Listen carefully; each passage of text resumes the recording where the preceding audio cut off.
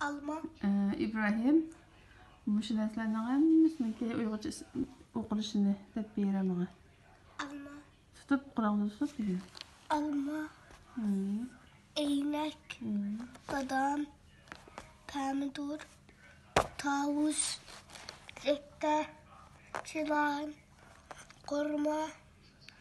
Derek. Radyo. Zencir. Jurnar. Savze. Şam. Kuza. Film. Film. Kuğun. Kava. Glas. Yanak. Leklek. Muz. Man. Hare. Ürok. Üve. Uva. Ürük.